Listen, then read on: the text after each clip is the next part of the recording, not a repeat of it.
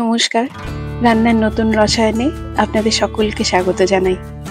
আজ দুর্গাপূজার পরে দিদি আসছে বাড়িতে বিজয়া করতে।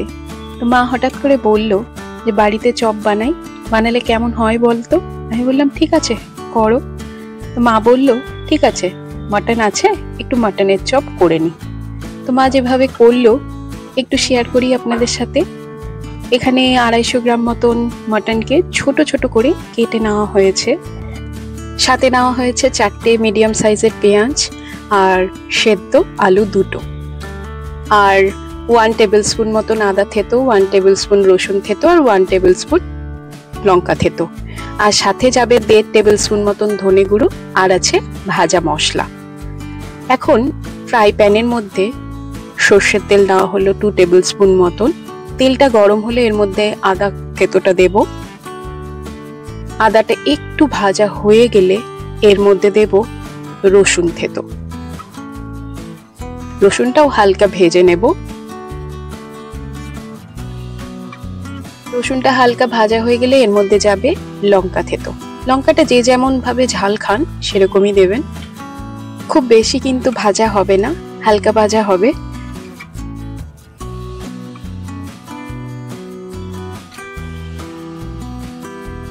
এখন যাবে এর মধ্যে পেঁয়াজ কুচি।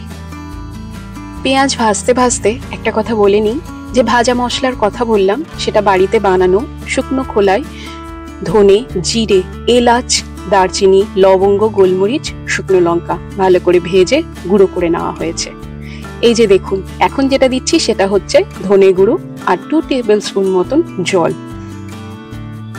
ধনেটাকে একটু হালকা ভেজে নিতে হবে। এখন ঝালের জন্য দিচ্ছি এর মধ্যে 1 টেবিল স্পুন মতন শুকনো লঙ্কার গুঁড়ো। যদি আপনারা এটা স্কিপ করতে চান তো করতে পারেন, যে যেমন ঝাল খান সেভাবেই দেবেন। এখন দেওয়া হচ্ছে নুন আর 1 টিস্পুন মতন হলুদ। আবারও মশলাগুলোকে ভালো করে একটু কষিয়ে নিতে হবে। মশলা থেকে তেল বেরিয়ে এলে মাটনটা এর মধ্যে দিয়ে দিতে হবে, আর দেব সামান্য একটু জল। ভালো করে কষাতে থাকবো যতক্ষণ না মাটনটা সেদ্ধ হচ্ছে। দেখুন কি সুন্দর তেলও বেরিয়েছে, আমাদের মাটনটা প্রায় সেদ্ধ হওয়ার দিকে। এইভাবেই ঢাকা দিয়ে দিয়ে মাঝারি আঁচে মাটনটা কষাতে থাকবো যাতে খুব সুন্দরভাবে সেদ্ধ হয়ে যায়।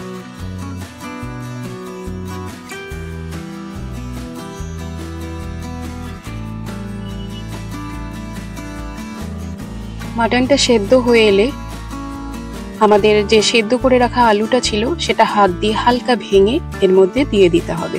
আলুটা বাইন্ডিং এজেন্টের কাজ করবে। আলু দেওয়ার পর ভালো করে সবকিছু একসাথে মিশিয়ে নিতে হবে। দেখুন পুরটা প্রায় আমাদের কিন্তু রেডি। এখন ঠান্ডা হয়ে গেলে এর উপর ছড়িয়ে দিচ্ছি 2 টিস্পুন মতন ভাজা মশলা।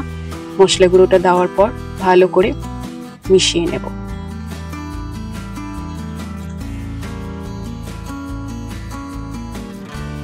ঠান্ডা হয়ে গেলে হাত দিয়ে গোল গোল করে শেপ করে নেব, যে যেমন পারবেন। আমি গোল করছি, কেউ লম্বা শেপেরও করে নিতে পারে। প্রত্যেকটা এভাবে আমরা চপের আকারে গড়ে নেব। দেখুন সবগুলো প্রায় করা কমপ্লিট। এখন চপের বাইরের কোটিং এর জন্য নিয়েছি ময়দা আর নিয়েছি কর্নফ্লেক্স। আপনারা চাইলে ব্রেড ক্রামও নিতে পারেন।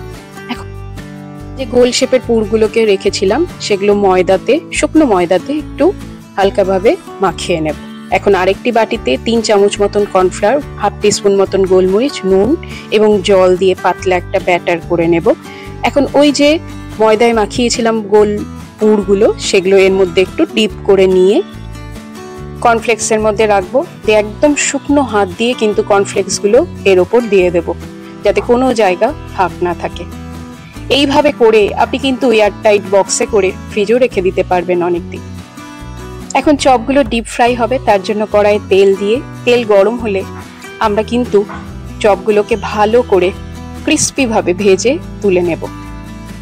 এরকম মুচমুচে মাংসের চপের রেসিপিটি আপনাদের কেমন লাগলো তা অবশ্যই কমেন্ট করে জানাবেন। আর আমার এই ছোট্ট চ্যানেলটিকে লাইক, শেয়ার এবং সাবস্ক্রাইব করে পাশে থাকবেন। আপনারা ভালো থাকবেন, সুস্থ থাকবেন। ধন্যবাদ।